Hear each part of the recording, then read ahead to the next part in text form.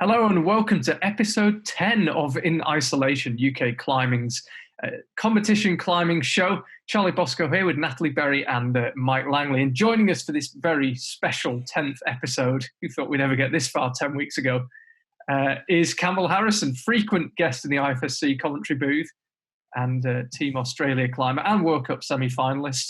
Can we list any more achievements? Oh, no, that sounds like the gist of it. How's lockdown been in Australia?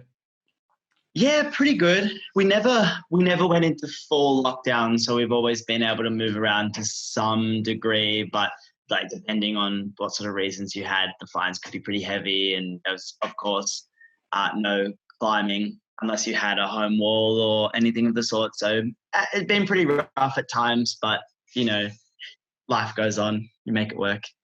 Thinking back to when you started climbing, how did you get into it? Was it something you just fell upon, or was there a kind of culture in Australia and you kind of got into it that way? Yeah, so I kind of just stumbled across climbing, really. The climbing scene here, it's not huge exactly now, but definitely 14 years ago was pretty small. And I think I was about 8 years old, and I, for some reason, just asked my dad if it was something that I could try. I don't even know exactly how I was exposed to the sport, or didn't even really fully understand that it was a sport. I just thought it'd be like a cool activity to get into. And things started pretty slowly for me. It was kind of just like once a week, then twice a week, then so on and so forth. And once I got into competitions was when I really decided that I loved it, and it was the thing I wanted to spend all my time doing. Speaking of competitions, the Australian comp climbing scene, not many people know that much about it, but how has it kind of changed since the beginning, since those early days? Yeah, the competition scene's definitely formalised in a lot of ways. It used to be really rocky, like some years we would have a national, some years we wouldn't. Some states would have a championship and then others might not, and it would flip and change, and we would get years and years in a row where the same facilities or venues would hold the comps just simply because they're the only venues that would. And over the years, and definitely with the growth of the IFSC circuit, and I think in particular the growth of Australian athletes on the IFSC circuit, has had like a huge impact in the number of climbers, the number of climbing gyms, and ultimately how many competitions we have. And the scale at which we have them. And lots of people domestically have done a lot of work to build that number as well over the years. Speaking of the IFSC, you got started in the Youth World Championships. What was that process like? How did that change your perspective, your training? What was it like when you got started? Hard. Yeah, it was. World Youth definitely had a really significant role in my growth, like not only as a climber, but just as a human being, really. I think the first time I went to World Youth was in Singapore in 2012, and I was a second year B, so I kind of just missed the first international comp I could have gone for. But yeah, I didn't really know what to expect when I went over. I certainly had like pretty high expectations of myself and what was going to come of it, and then got over to the competition, and I actually got food poisoning like a couple of days before qualifications. So that comp was pretty dismal, but food poisoning aside, like I was not at the level or anywhere near the level I think that I wanted to be.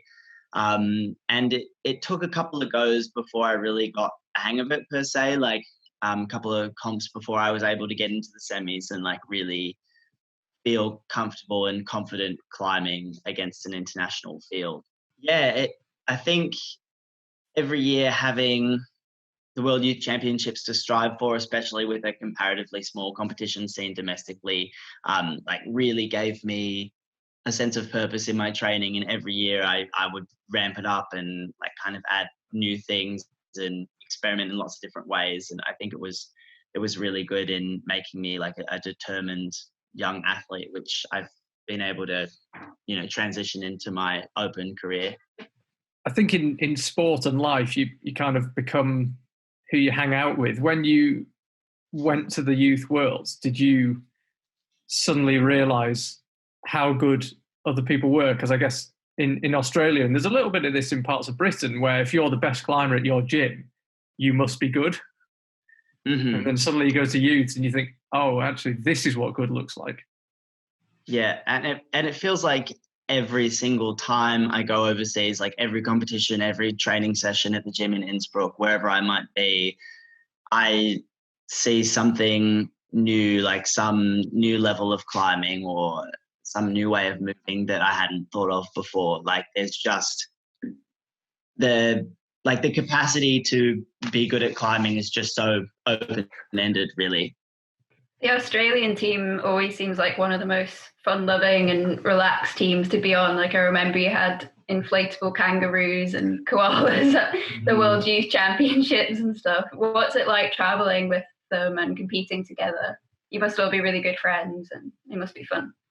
Yeah, for sure. Really fun, especially I have really, really close relationships with a lot of the climbers that I grew up with, and we were definitely a loud bunch. I don't know if we're quite as boisterous these days as we perhaps were, 10, 15 years ago. I remember we would carry all sorts of inflatable animals and hand out like plush toys and always trying to make friends.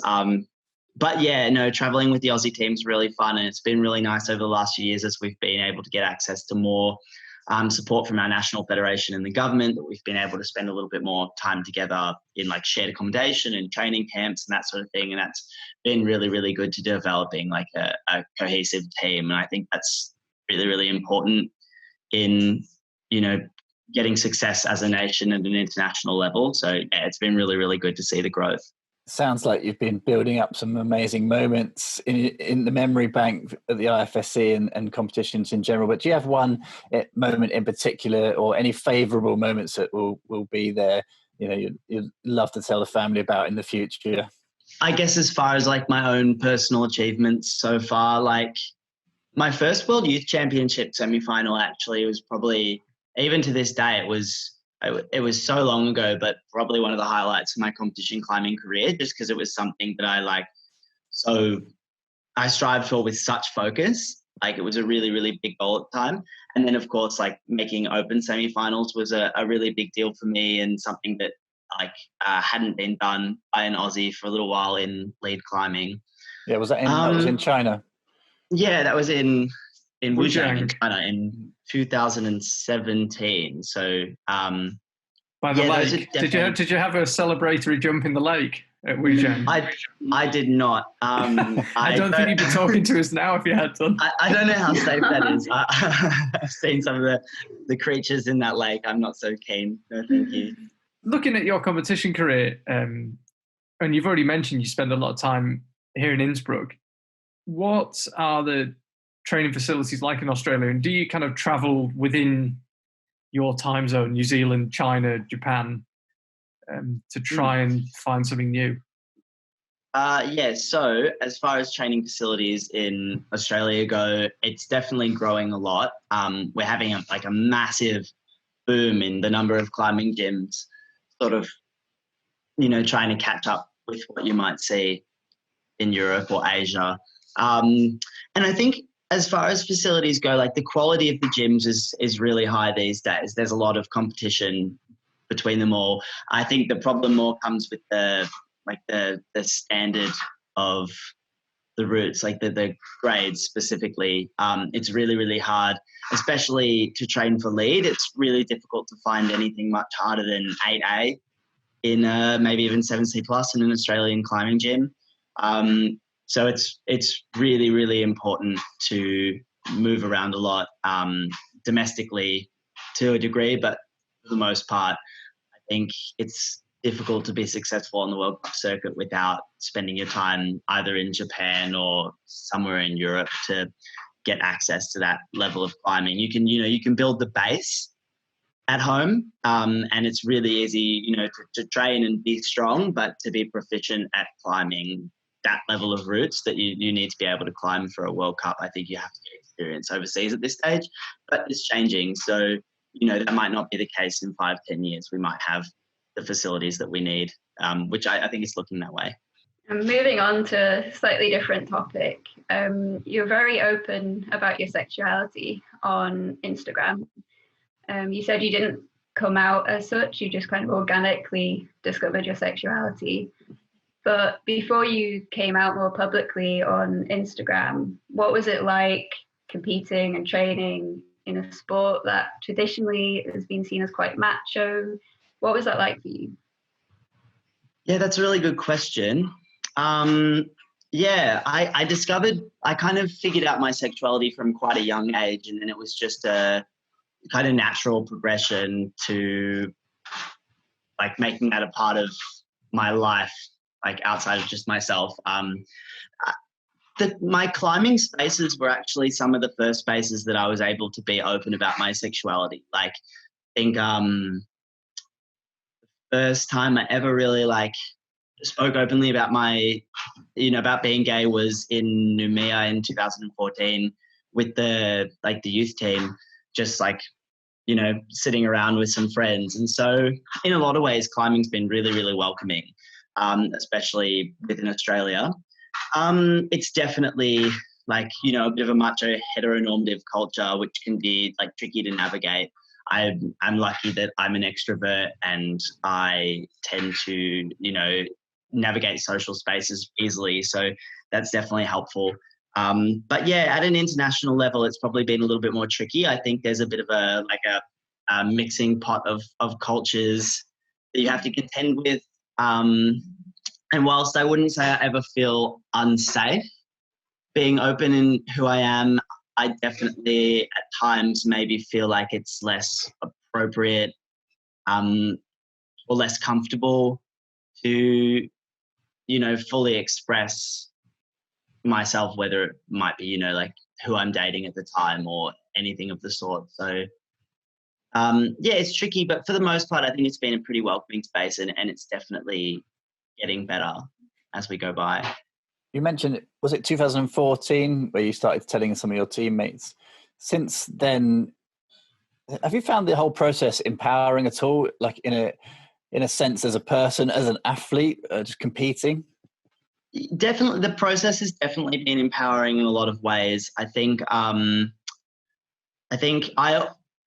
always, as a kid, as a young climber before coming out, I always hoped that, and before exploring the wider community, I'd always hoped that maybe climbing would be this kind of queer oasis, that I would find all these like-minded people that I could really relate to. And then as I explored the sport a little more, I figured that at the time wasn't really the case.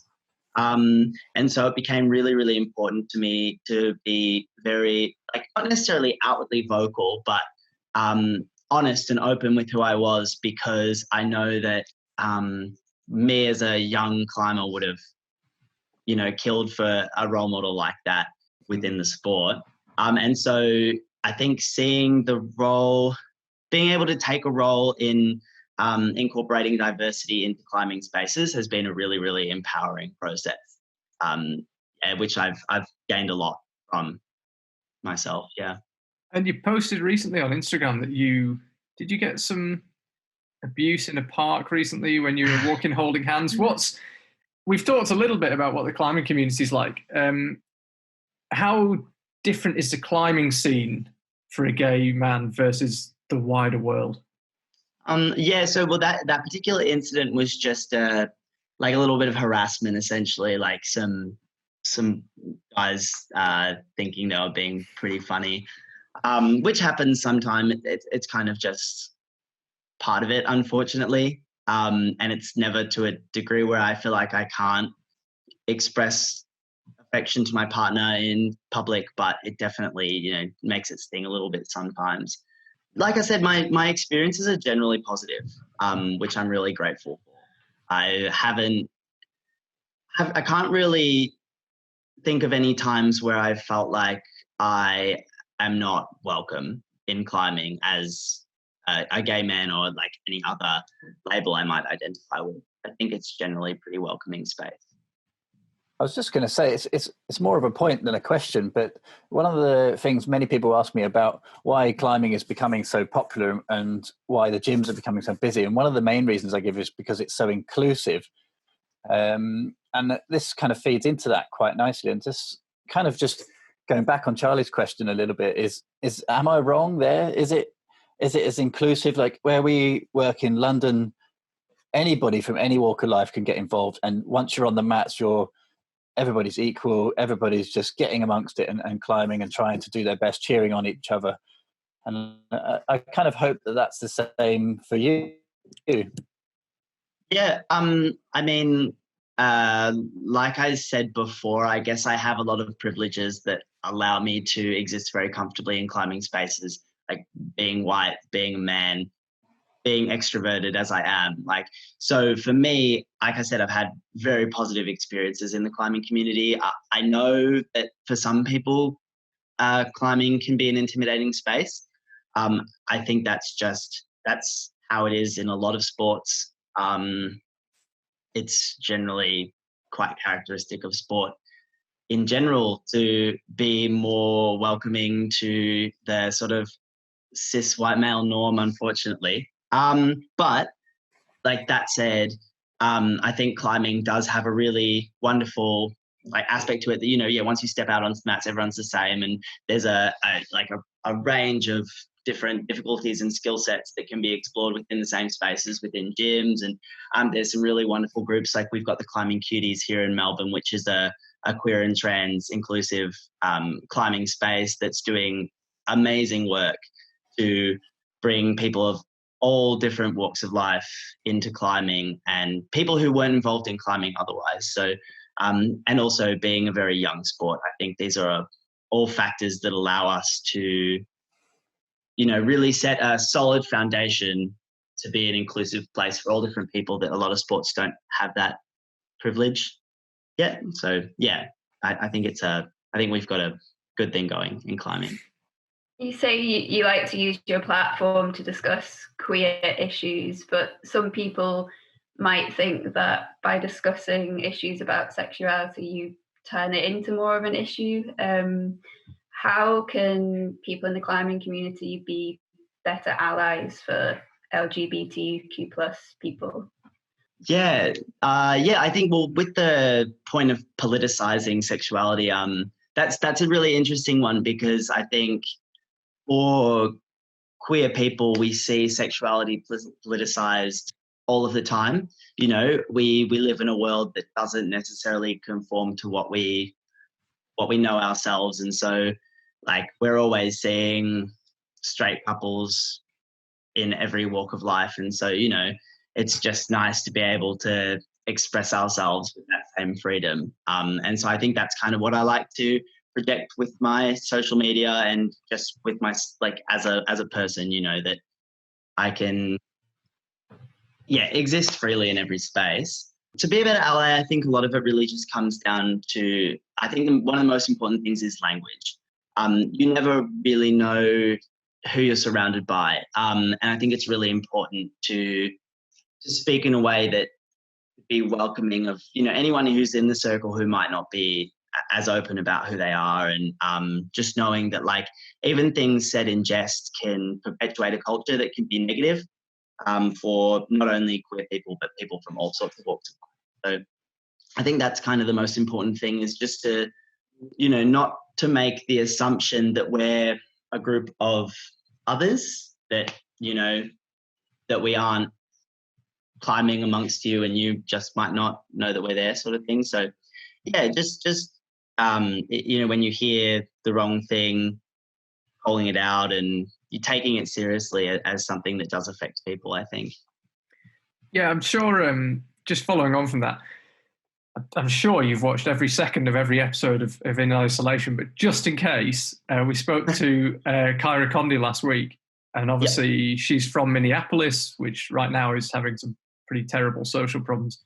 And she said that as someone with, I think she's 75,000 social media followers, or whatever the number is, she said that she thinks it's kind of an obligation to potentially try and change people's mind or post about what you believe, because you have got a lot of people listening to you.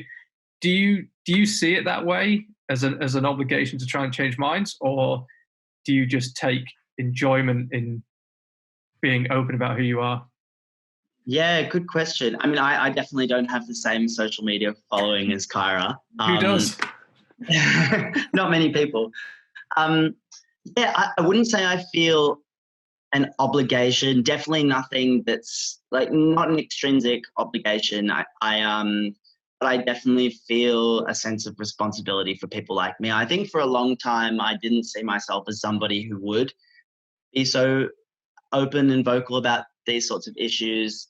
But as I grew older, I think I came to acknowledge the value in seeing people who are like you doing the thing, you know, being successful in whatever that they might choose to do.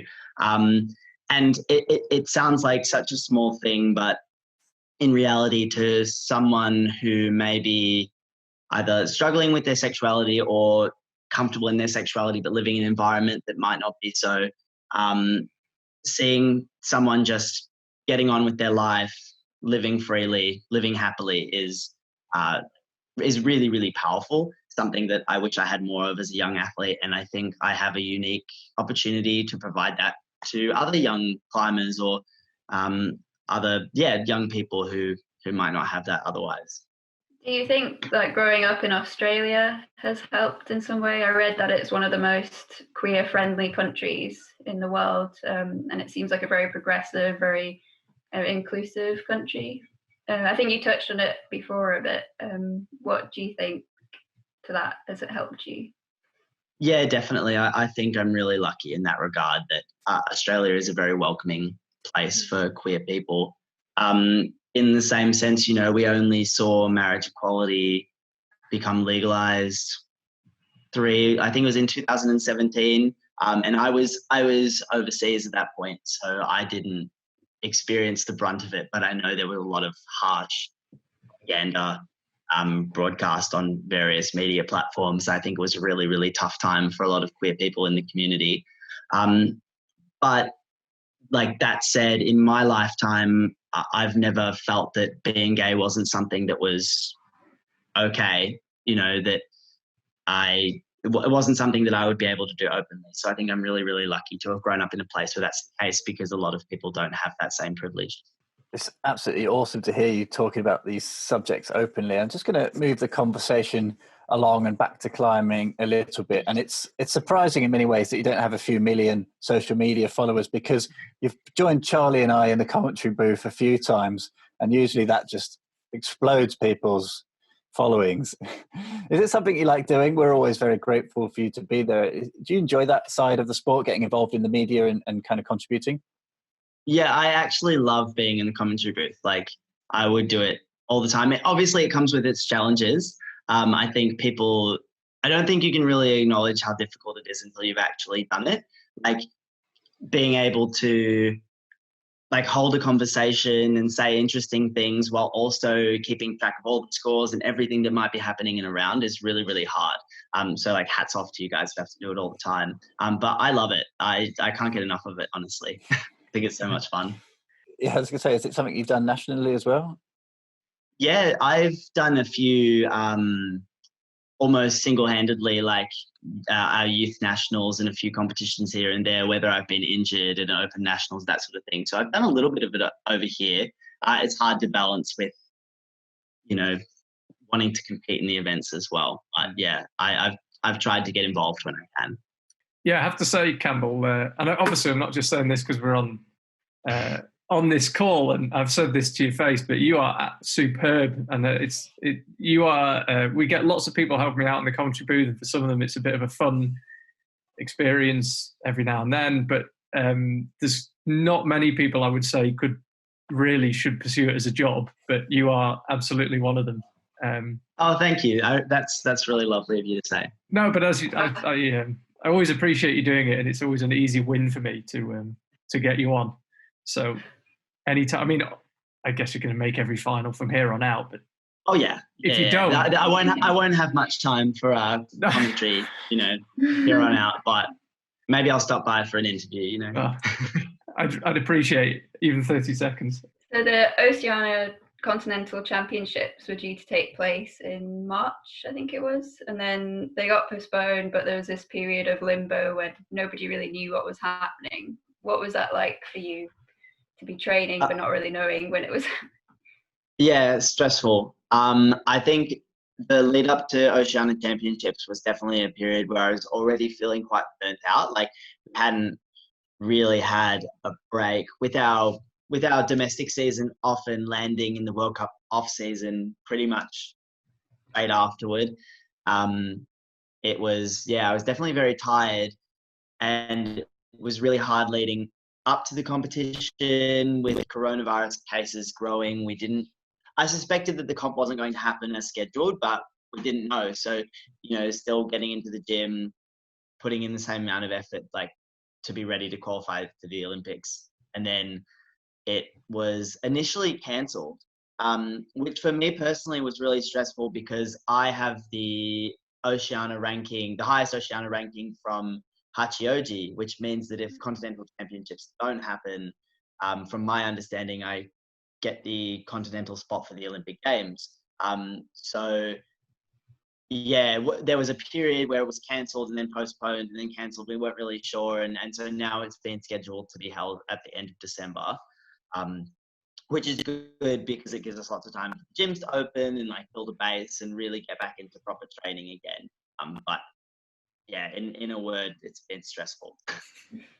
Not to pile the pressure on or anything, but if the Continental Championships goes on, you're the favourite, basically.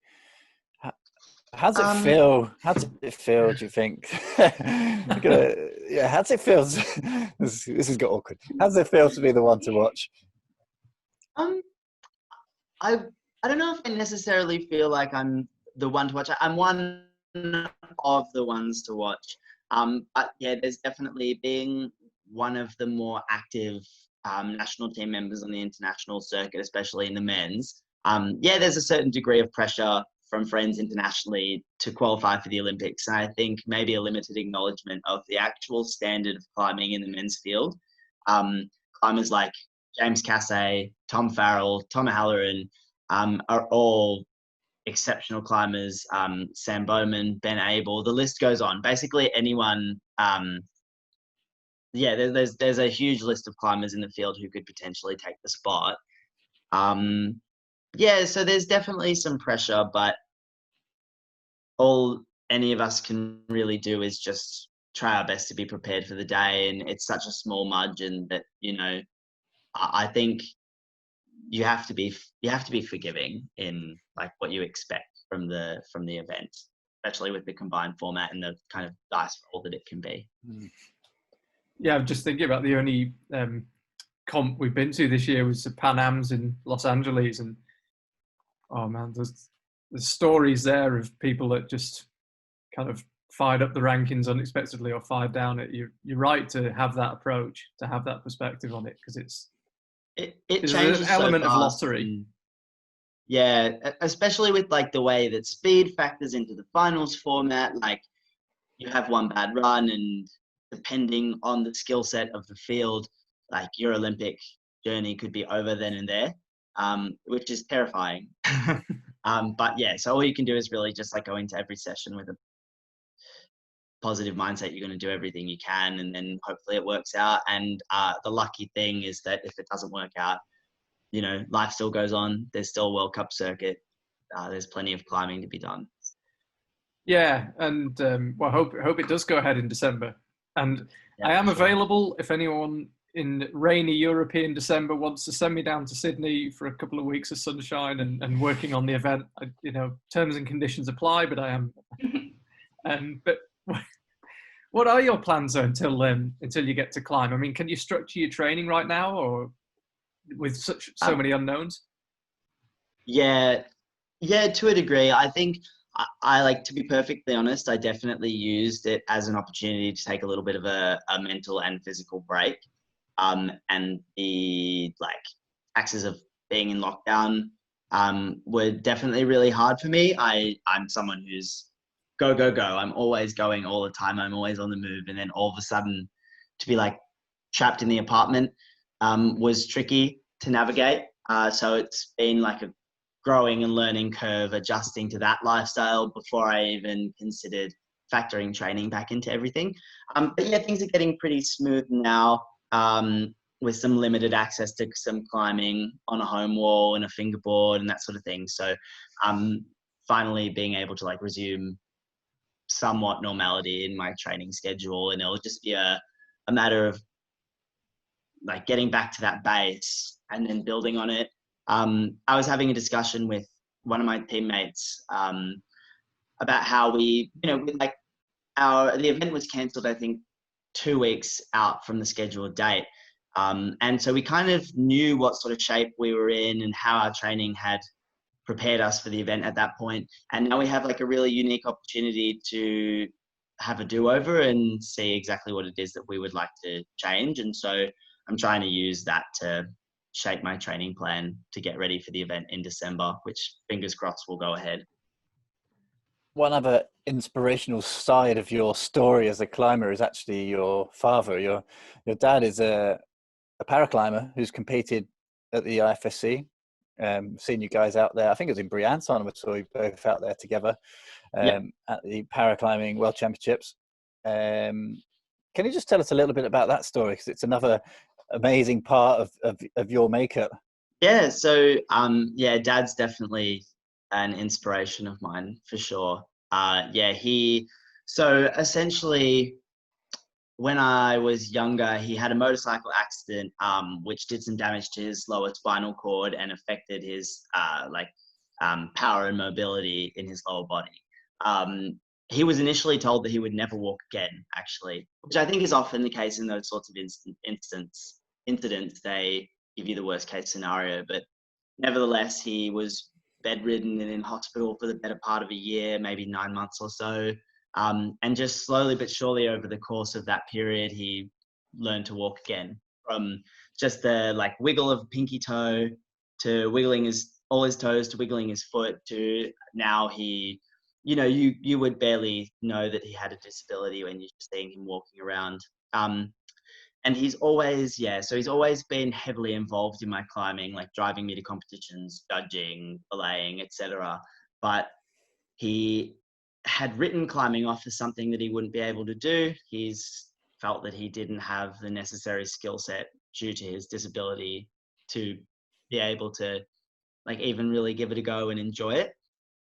And then he came and watched the World Championships in Innsbruck, which is his first time in Europe and his first time in a big senior international event. And he was looking forward to watching the paraclimbing, but I don't think he really anticipated the effect that it would have on his mindset toward life, really, and seeing exactly what was possible from people with potentially far more severe disabilities than him was life-changing, honestly. Like the change I saw in his approach to life before and after that event was really stark. He just got into the gym and got climbing and was, like all of us, pretty awful to begin with. He slowly got better and better, and it became a really great outlet for him. And then going overseas to the international comps was a really big milestone in his climbing, and has really changed him in a lot of ways for the better, which has been really wonderful to see. Can you imagine the day when you and your dad can compete at the same Olympics? Yeah, that would be amazing. Good question. He's getting on. He'll probably end up watching this at some point. Only got so many good years left in him. But no, I would love to see that happen. That would be amazing. Campbell, really appreciate your time on an evening like this. Using your free time to talk to us, just as I always appreciate you coming to the commentary booth. It's fantastic insight. And you mentioned earlier on that there might be some people that don't feel comfortable about who they are, and they'd love to have had somebody to look up to, and hopefully you might be that person for someone. But amazing as it is in 2020, some people don't feel comfortable expressing who they are, and to have you talk so openly and just kind of where you are so proudly, I think it's brilliant, and I hope somebody watching this gets a bit of confidence from it. Really thank you. Thanks for having me, and I really, really appreciate the opportunity to speak openly on a platform like this, and to be given that kind of visibility. Like, it's obviously it's just one facet of my identity, but it's a big one that has a big impact on how I live my life, and how a lot of people live their lives. And so, yeah, I'm really thankful for the opportunity to share that with everybody. Thanks for talking to us. Yeah, thanks, Cameron. Hopefully we'll see you and your folks soon. Say hi to them from me. Yeah, will do. Hopefully get to see you guys shortly and get out there climbing again.